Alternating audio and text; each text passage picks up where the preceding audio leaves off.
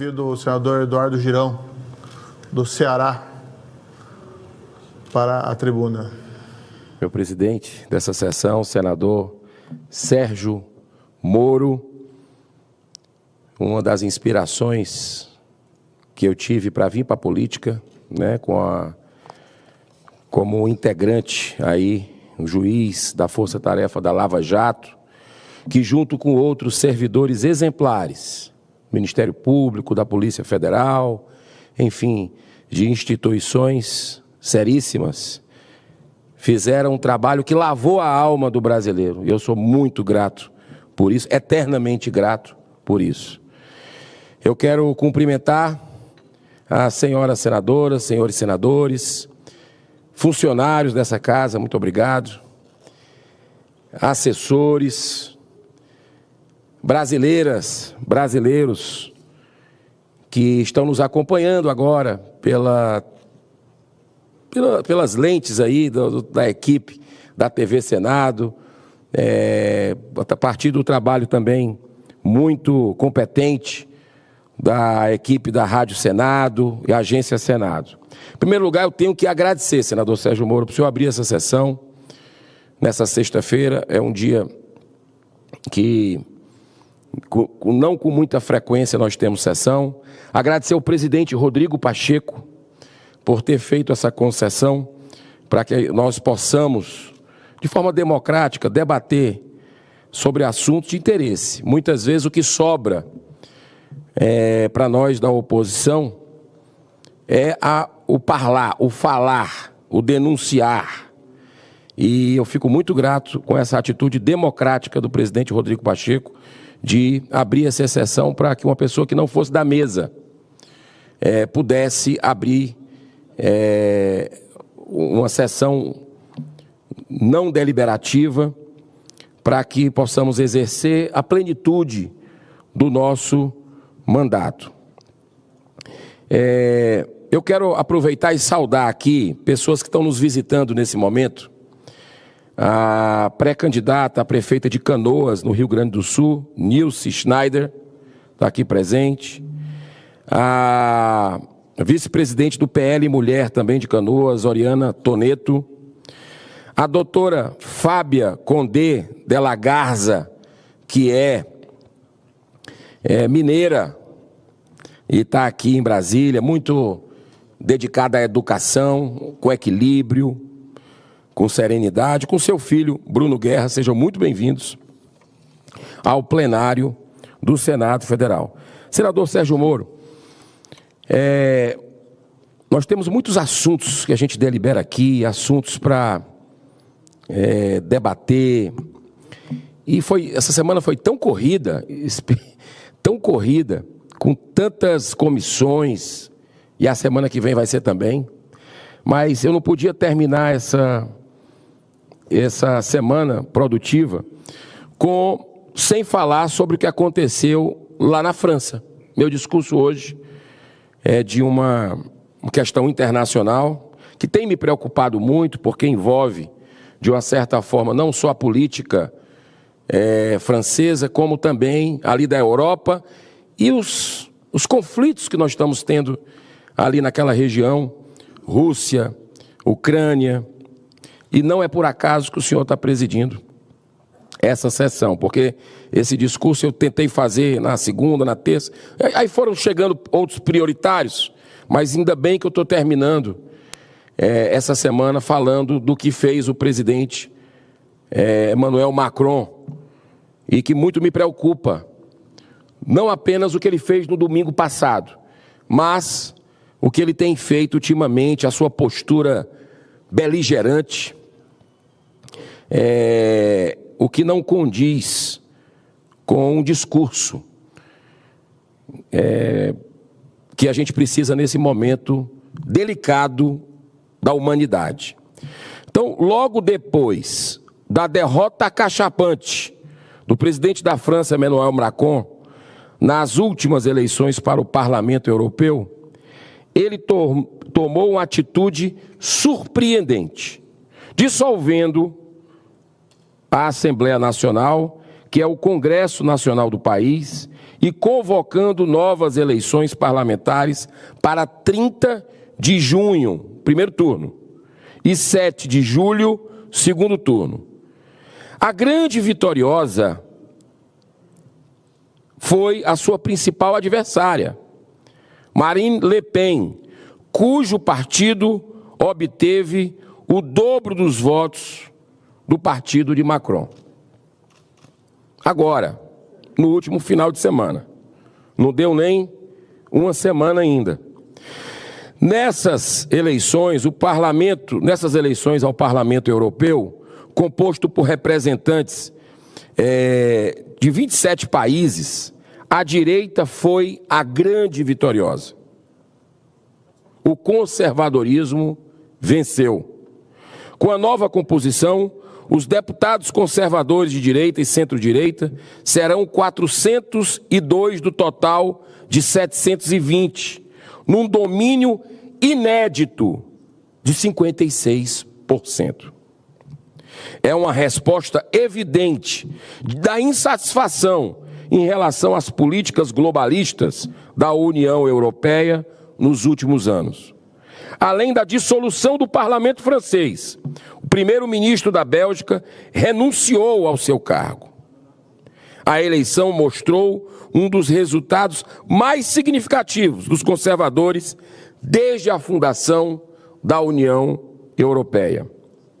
Isso sinaliza claramente para uma tendência em nível mundial. Quero deixar isso claro. A nível mundial, isso é uma tendência.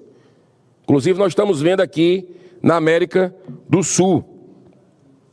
É o que aconteceu recentemente na Argentina e que também deve se dar nas eleições presidenciais desse ano nos Estados Unidos, com a vitória dos republicanos. O jornal New York Times já emitiu opinião nesse sentido. Atenção! A repercussão foi geral.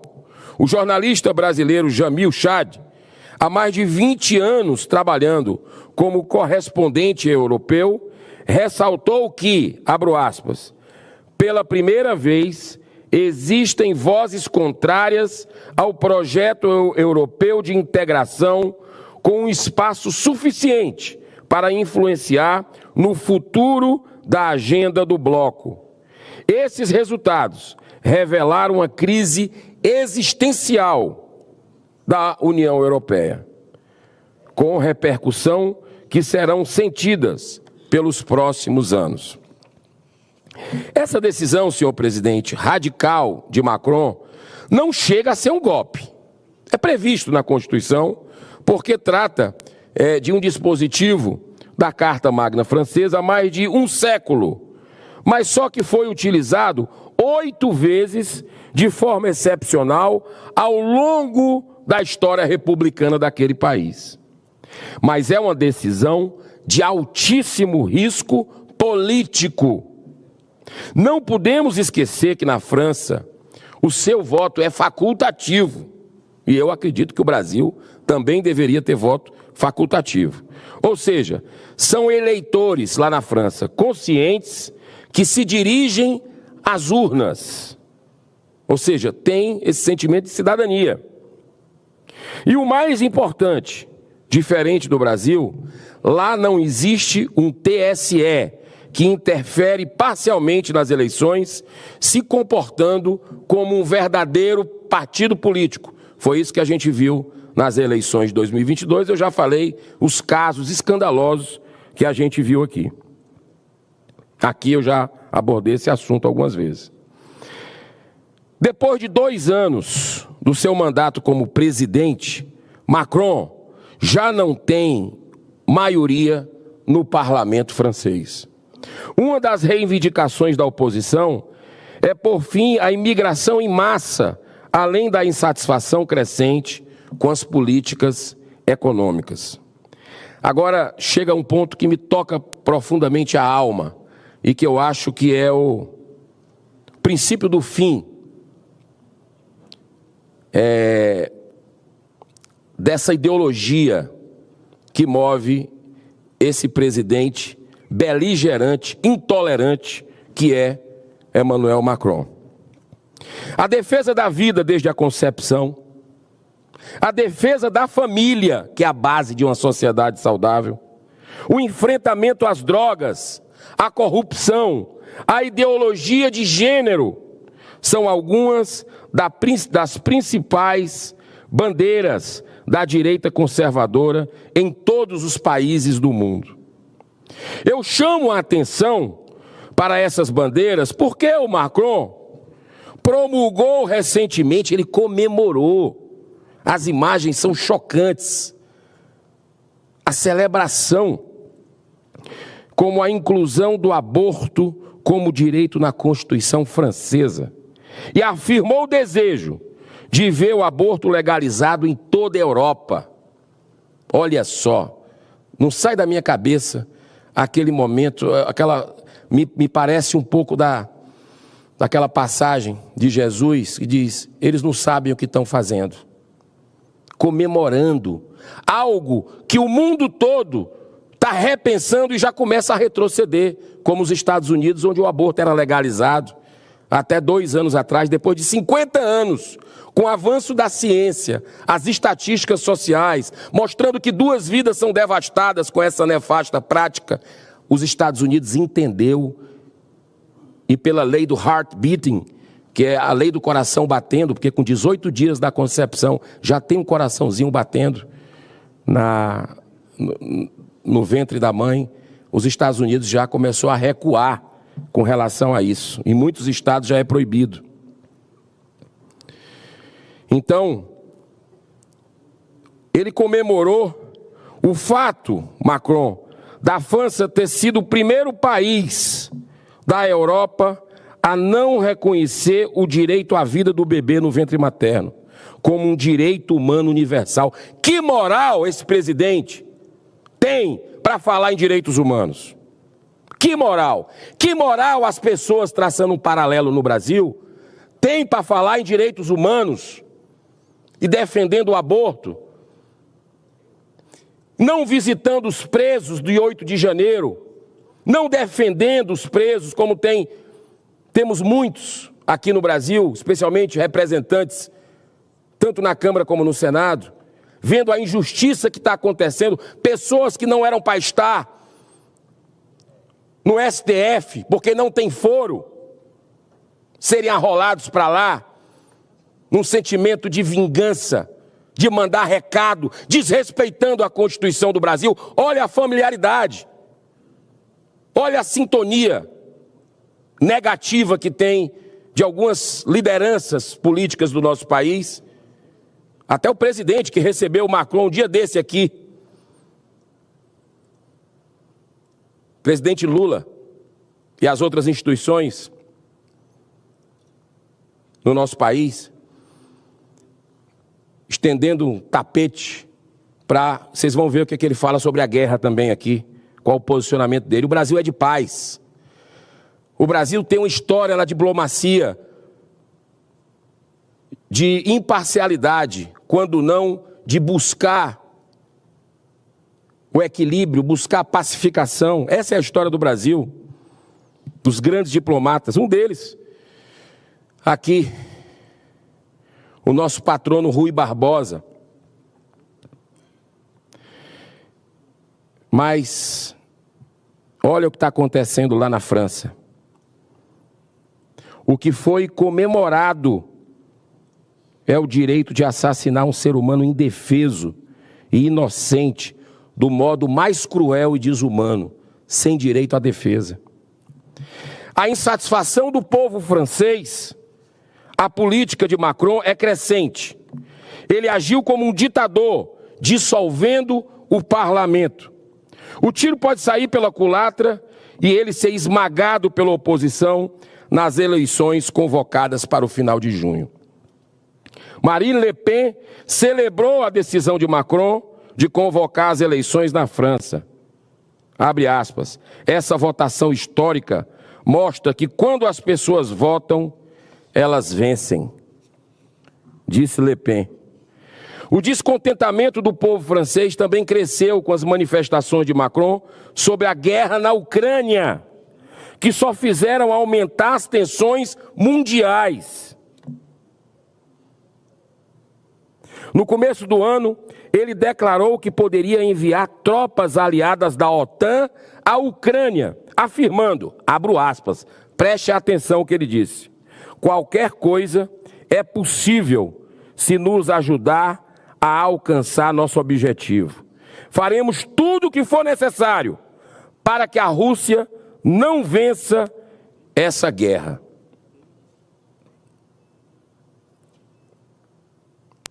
Eu vou fazer um discurso na semana que vem sobre essa questão da Ucrânia e da guerra, da Ucrânia e da Rússia, que o Brasil tem dado um péssimo exemplo. Só recebe um lado, só ouve um lado. Ontem mesmo, o presidente Lula falou com Putin ao telefone. Mas aqui, há meses, eu tenho um requerimento da Comissão de Relações Exteriores que não foi votado. O Brasil não recebe o presidente da Ucrânia. São 2 pesos e 2 medidas. É um claro alinhamento do Brasil contra a Rússia. Quando nós temos aqui no Paraná, senador Sérgio Moro, uma grande colônia de ucranianos, sobretudo no Paraná e Santa Catarina. O Brasil está desprezando essas pessoas. Seu presidente não está tendo a receptividade que deveria ter, equilibrada com o outro lado, que é da Rússia. Muito preocupante essa posição beligerante desse presidente. Ele falou muito mais coisa sobre isso, num tom desafiador com a Rússia. Essa é a minha grande preocupação, esse tom beligerante. E você vê aqui a filosofia dessa turma. Ele disse, entre outras palavras aqui, ó, qualquer coisa é possível se nos ajudar a alcançar o objetivo. Ou seja, para ele, os fins justificam os meios. Os fins justificam os meios. O ditador Putin, outro ditador, num tom ameaçador, respondeu imediatamente à provocação do presidente francês. Olha só. Abro aspas, acho que tudo é possível no mundo moderno.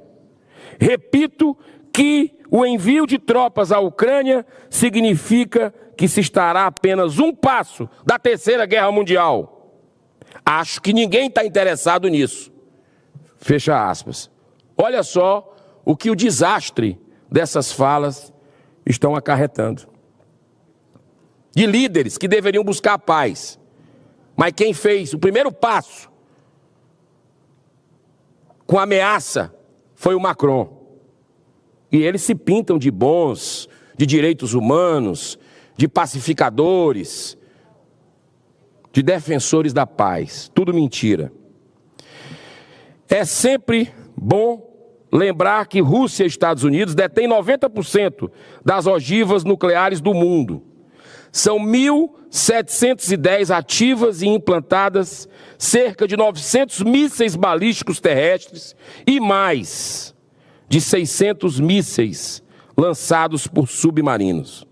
Esses arsenais bélicos têm poder para destruir todo o planeta 2 vezes. 2 vezes.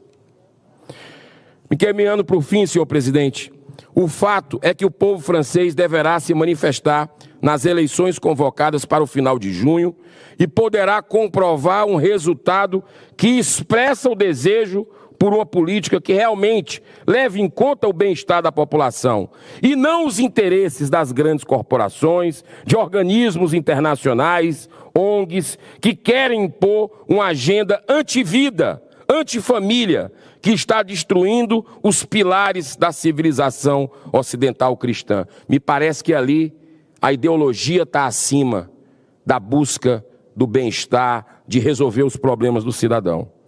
Assim como se deu no Parlamento Europeu renovado, com mais conservadores, esperamos que o mesmo fenômeno ocorra nas eleições municipais desse ano no Brasil. Será uma resposta dos conservadores brasileiros, nas urnas, contra essa política perdulária, irresponsável, repressora praticada pelo PT e seus aliados, com o vergonhoso aval do STF e de parte expressiva da grande mídia. Muito obrigado, senhor presidente, saudando aqui os brasileiros que estão nos visitando aqui na tribuna do Senado Federal. Sejam sempre muito bem-vindos aqui. Eu fico cada vez feliz quando vejo vocês nos corredores, visitando os museus, visitando o nosso túnel do tempo. Vocês são de qual estado? De vários estados, não é isso? Bahia, Piauí, vizinho lá do Ceará, Pará, Maranhão, Rio de Janeiro, Rondônia, Rio Grande do Sul, de Canoas, Paraná. Olha aqui, tem um pessoal de Canoas aqui, que está aqui com a gente aqui. Está aqui embaixo aqui assistindo também. Vocês tem do Paraná também, né? Terra do senador Sérgio Moro, que está presidindo aqui a sessão, né? Então, muito obrigado, senador, pela sua tolerância e que Deus abençoe o final de semana de todos. Sejam bem-vindos, muita paz, muito obrigado. Senador Girão, essa semana ficamos com a impressão que o governo Lula está derretendo, não é? E infelizmente, ou felizmente, na verdade, felizmente para o país, porque o país merecia um governo melhor, mas felizmente isso vem se sucedendo semana a semana e isso dá maiores expectativas e esperanças que nós possamos avançar em pautas positivas. Mas não é sobre o governo Lula que gostaria de falar no momento. Nós estamos aqui no Senado Federal sob o busto de Rui Barbosa, que foi um grande senador da República, foi o maior jurista brasileiro, autor intelectual da nossa primeira Constituição Republicana, de 1891, advogado, candidato a presidente, chamada campanha civilista contra Hermes da Fonseca, também candidato outras vezes, mas ele foi também, senador Girão, um grande defensor da independência da magistratura. E ele nos deixou escrito uma das mais belas páginas da história brasileira, quando defendeu o juiz Alcides de Mendonça Lima, aqui no Supremo Tribunal Federal, de uma condenação injusta que havia sido exarada contra ele pelo então Superior Tribunal de Justiça do Rio Grande do Sul. Essa história é bastante pertinente no momento, e a gente sabe que existe um certo rancor atual em relação ao juiz, a magistraturas, mas é importante lembrar, como dizia o próprio grande Rui Barbosa, que a independência da magistratura é a alma e o nervo da liberdade. O juiz vinculado à lei, senador Girão, é uma garantia da liberdade e dos direitos do cidadão. Podemos até discordar de decisões judiciais, o judiciário está sujeito à crítica, mas juízes independentes e vinculados à lei são fundamentais para a nossa liberdade. A história, vou tomar a liberdade aqui de relatar, ocorreu nos seguintes termos.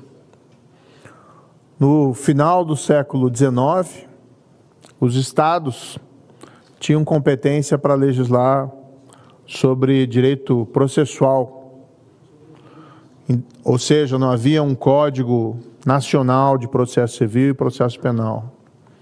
E o estado do Rio Grande do Sul, então governado pelo chamado presidente Júlio de Castilhos, na época não era governador, era tratado de presidente, editou um novo Código de Processo Penal, no qual o julgamento pelo júri não era mais sigiloso. Os jurados tinham que revelar publicamente a sua posição quanto ao veredito. Isso era um problema, senador Girão, porque deixava os jurados à mercê das tiranias locais, dos caudilhos locais, dos poderosos locais que então dominariam ali a justiça. E a Constituição de 1891 garantia entre os direitos fundamentais a soberania do júri. E o júri, mais do que uma instituição de julgamento, é uma garantia também do cidadão ser julgado pelos seus pares, por juízes leigos, muitas vezes menos infensos à influência do poder político.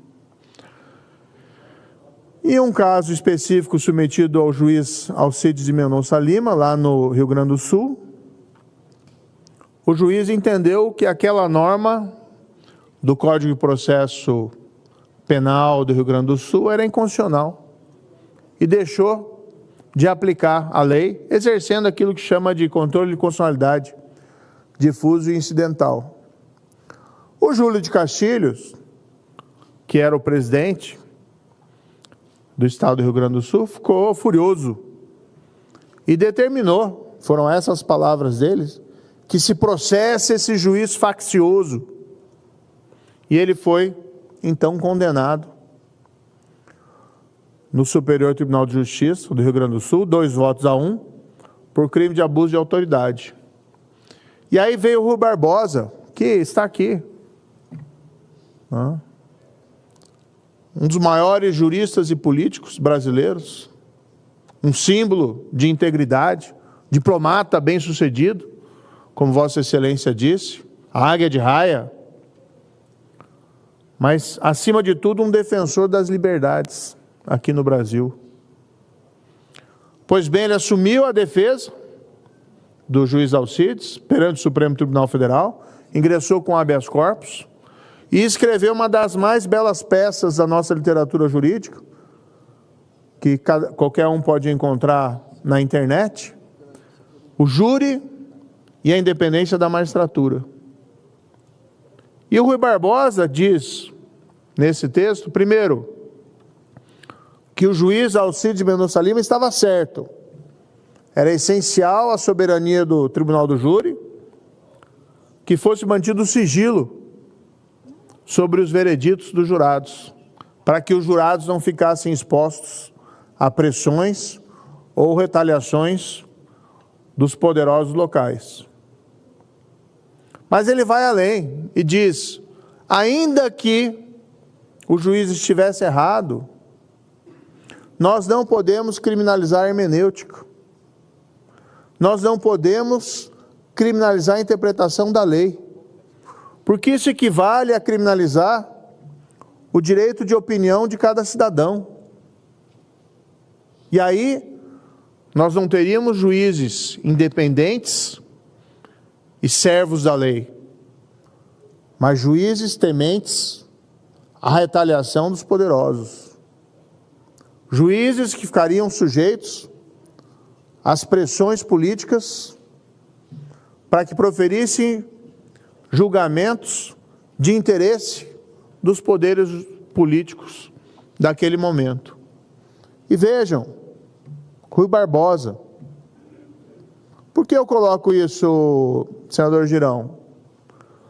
Infelizmente, hoje nós temos juízes no Brasil que cumpriram o seu dever e que sofrem uma tremenda injustiça, sendo tratados de maneira inadequada, às vezes, pelos próprios órgãos do Poder Judiciário. Porque quando a gente fala em independência do juiz, não é só independência frente a influências externas, mas igualmente em relação a influências internas. E nós temos pelo menos 2 exemplos, porque a meu ver são categóricos, de desembargadores, pessoas honradas, lá do Rio Grande do Sul, do Tribunal Regional Federal da 4ª Região, desembargador Carlos Thompson, já foi presidente daquela corte, e o desembargador Luciano Flores de Lima, que estão afastados por uma decisão administrativa do Conselho Nacional de Justiça.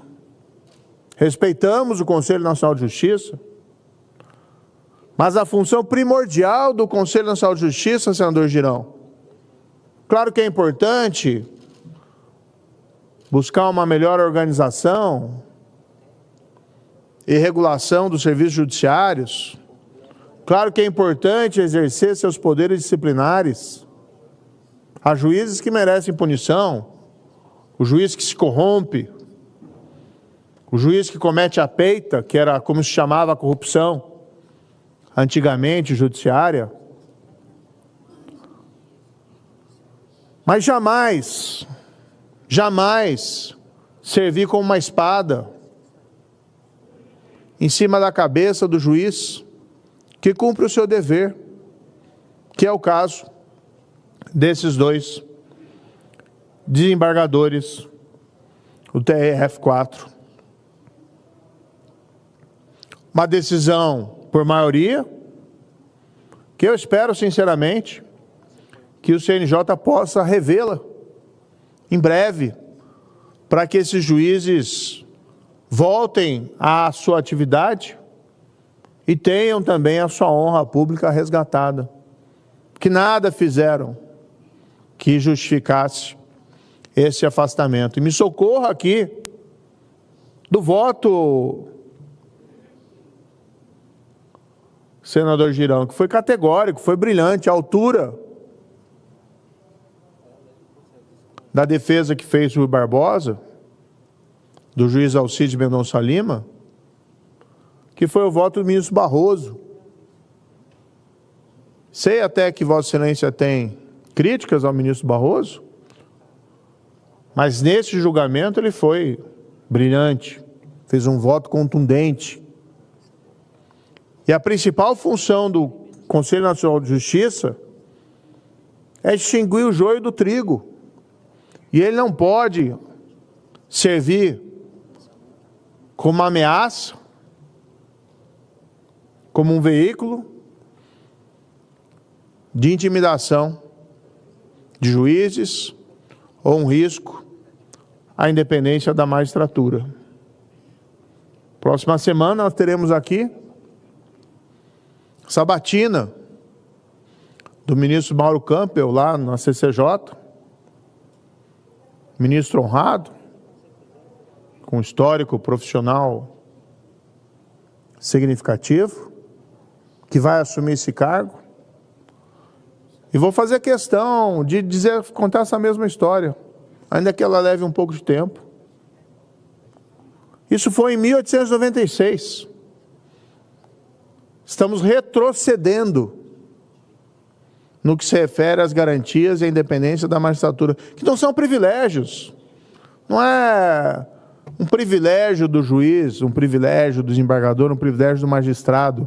Se nós não tivermos garantia da independência da magistratura, se nós não tivermos juízes que sejam protegidos contra a retaliação dos poderosos, quem vai ousar enfrentar esses interesses especiais contrariados? Quem vai ousar, por exemplo, ser um juiz na Operação Lava Jato, se vai ficar sujeito depois a toda espécie de retaliação? Eu tenho a esperança que o CNJ reveja em breve essa decisão que foi, a meu ver, absolutamente injusta, com todo o respeito aos integrantes que assim votaram, mas não serve o CNJ ao seu papel próprio ao cometer um erro dessa magnitude. Também aqui registro a minha expectativa de que os processos administrativos abertos contra esses magistrados e contra outros magistrados que trabalharam na Operação Lava Jato, esses que não foram afastados, a juíza Gabriela Hart, juiz Danilo Pereira Júnior, que se apure ali os fatos, ninguém tem receio de apuração nenhuma, mas que sejam devidamente arquivados, já que o que se vislumbra de pronto são acusações as mais fantasiosas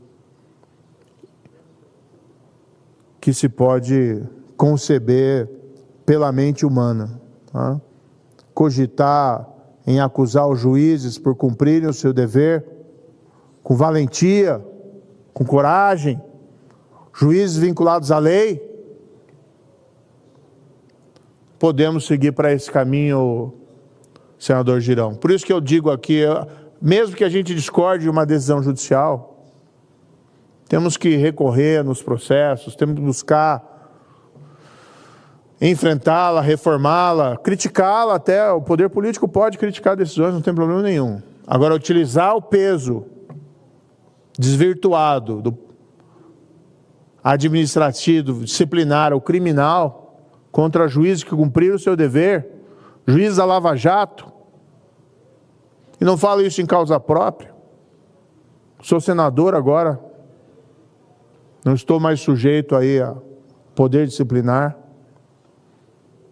do Conselho Nacional de Justiça, mas tem essa obrigação de defender a magistratura, mesmo não sendo mais um magistrado, mas sabendo da importância da magistratura para a liberdade e para os direitos de cada cidadão. Muito obrigado, senador. Muitíssimo obrigado, senador Sérgio Moro, do estado do Paraná. Parabéns aí pelo seu pronunciamento. Eu fiz um discurso aqui a respeito muito duro, há 2 dias, sobre essas recentes decisões do CNJ. O brasileiro que tem condições de acompanhar, porque muitos deles estão ali tentando levar o pão de cada dia para a sua família, não tem como acompanhar. Mas cada vez mais os brasileiros têm gostado de política, têm acompanhado e estão vendo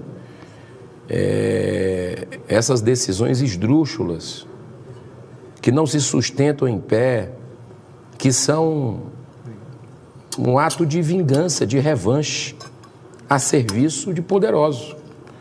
Que a gente está vendo não apenas com o doutor Carlos Thompson, nem o doutor Luciano Flores de Lima, que nós estamos vendo com a Gabriela, que não concluiu ainda, não teve o afastamento, está ainda em fase de recurso, Gabriela Hart, doutor Danilo,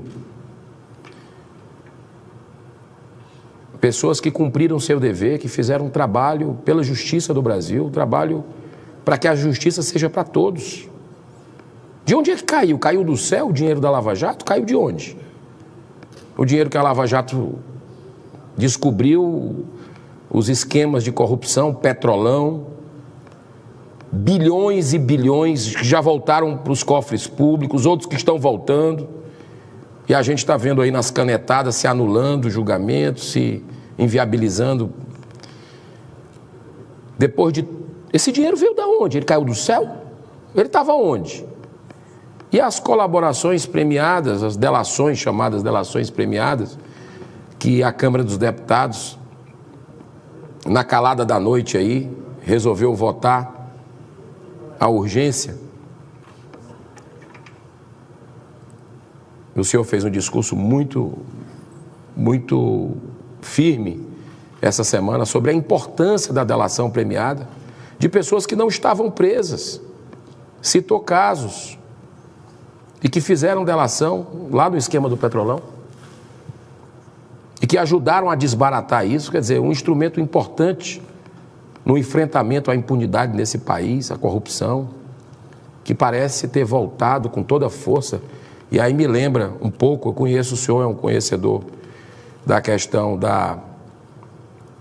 lá da Itália, do caso da Operação Mãos Limpas, onde o crime começou a reagir e perseguir aqueles que cumpriram a lei. É o sistema.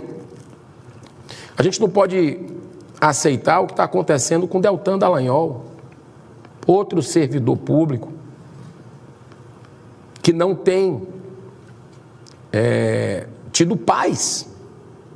É uma caçada implacável contra o Deltan Dallagnol.